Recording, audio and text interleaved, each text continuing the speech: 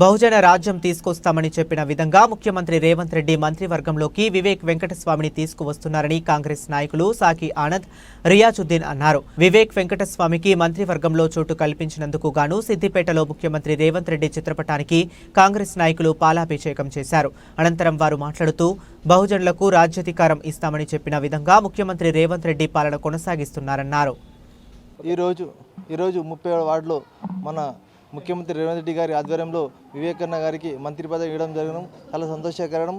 రాబోయే రోజులలో మా మైనారిటీ సోదరులకు కూడా మంచి మైనారిటీ పదవి ఇస్తారని ఆశిస్తూ, రాబోయే కొద్ది సంవత్సరాల క్రితం కూడా మైనారిటీలకు 4% రిజర్వేషన్ ఇచ్చి కల్పించిన వైఎస్ రాజశేఖర రెడ్డి గారు, మన సోనియమ్మ, మన రాహుల్ గాంధీ గారు గత 60 ఏళ్ళలో కూడా మైనారిటీలకు, దళితులకు గౌరవం కలిగించిన పార్టీ ఉంటే అది కాంగ్రెస్ పార్టీ.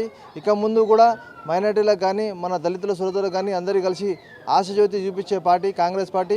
ఎవరు కూడా అందరం కలిసికట్టుగా మనం కష్టపడి గెలిపించినందుకు అందరికీ కూడా న్యాయం జరుగుతుందని, రాబోయే రోజుల్లో మైనారిటీల మంత్రి పదవి ఇస్తారని చెప్పి ఆశిస్తున్నా. ఈ కార్యక్రమం చేయడం 37వ వార్డులో చాలా సంతోషకరమని చెప్పడం జరుగుతుంది.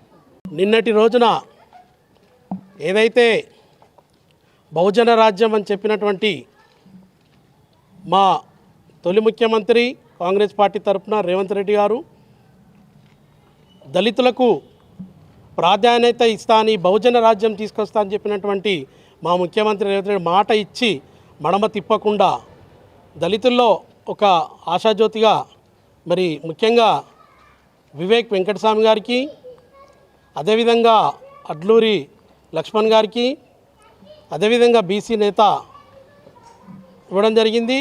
మరి ముఖ్యంగా వివేక్ వెంకటస్వామి గారు గతంలో మేము చిన్న ఉన్నప్పుడు వెంకటస్వామి కాకా గారు సిద్దిపేట ఎంపీగా 2 సార్లు ఎంపీగా నిలవడం జరిగింది. మరి అదేవిధంగా తన వారసుడు ఏదైతే కాకా ఆశీస్సులతోని ఈరోజు వివేకన్నకు ఇవ్వడం చాలా మా దళితుల్లో ఒక ఆనందోత్సవము. ఈరోజు మా వాళ్ళలో 37వ వార్డులో ముఖ్యంగా మా రియాజ్ కౌన్సిలర్, మరి అదేవిధంగా ఇక్కడ ఇచ్చేసినటువంటి మా దళిత నాయకులు, మరి ముఖ్యంగా మా యువకులు, మరి అందరికీ ఉదయపూర్వక ధన్యవాదాలు తెలియజేస్తూ, రాబోయే కాలంలో కూడా ఇంకా కూడా ఏదైతే రేవంత్ రెడ్డి గారు మాట ఇచ్చిరో మాట తప్పకుండా, ఎవరికైతే ఇంకా 3 ఖాళీలు ఉన్నాయో ఎవరు నిరాశ చెందకుండా తప్పకుండా కూడా అందరికీ కూడా ఇవ్వడం జరుగుతుందని చెప్పేసి నిన్ననే PCC ఆదేశాల మేరకు మహేష్ కుమార్ గౌడ్ గారు మాట్లాడడం జరిగింది. ఇకపోతే కూడా మనం చూస్తూ ఉన్నాం, గత 10 ఏళ్లలో ఎవరికి కూడా దళితులకు ప్రాధాన్యత లేకున్నటువంటి బీఆర్ఎస్ ప్రభుత్వం ఇలా ఏదో మాట్లాడుతూ ఉన్నది. బీఆర్ఎస్ వాళ్ళు మాట్లాడుతూ ఉన్నారు, కల్లబొల్లి మాటలు మాట్లాడుతూ ఈరోజు కుటుంబ పాలన అని చెప్పేసి ఇలా ఒక్క ఇంట్లోనే 3 ఉంటే వాళ్ళు రియల్గా కూడా ప్రజాస్వామ్యంలో ప్రజా ఓట్లతోని ఎంపీ, ముఖ్యంగా పెద్దపల్లి ఎంపీ వంశీ గారు కావచ్చు, వినోద్ గారు కావచ్చు, మరి అదేవిధంగా వివేక్ గారు కావచ్చు, మరి వీళ్ళు ఇలా నిన్న నుంచి మాట్లాడుతూ ఉన్నారు సోషల్ మీడియాలో. నేను ఒకటే చెప్తా ఉన్నాను వాళ్ళకి, వాళ్ళు ఓట్ల ద్వారా గెలిచిర్రు. మీలాగా సడ్డకుని కొడుకు రాజ్యసభ సంతోష్రావుకి ఇవ్వలేదు. ఒక్కటి ఆలోచించాలి, ఎవరైనా కుటుంబ పాలన ఎవరు జరిపిర్రో వాళ్ళు మీకే తెలవాలి. మీ విజ్ఞానతకు వదిలేస్తున్నాం. ఇకనైనా ఆలోచించండి. మేమందరం కూడా ప్రజల్లో ముందుకెళ్ళి ప్రజల ద్వారా ఏదైతే మా వివేక్ కుటుంబం ఉందో, వెంకటస్వామి గారి కాక గారు భీష్మలాంటి నాయకుడు, ఓటమి ఎరగని నాయకుడు వెంకటస్వామి గారు. మరి సిద్దిపేట ఎంపీగా 2 సార్లు చేసి అప్పుడున్నటువంటి ఇందిరమ్మ ఆశీస్సుల మేరకు అప్పుడున్నటువంటి మా యొక్క 1340 అనే సర్వే నంబర్ వివేక్ వెంకటస్వామి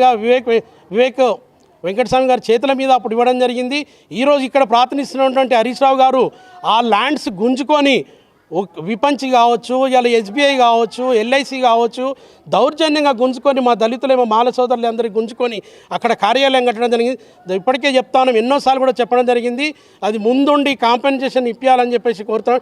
జై హింద్, జై కాంగ్రెస్, జై రేవంత్ అన్న, జై రాహుల్ గాంధీ, జై సోనియమ్మ.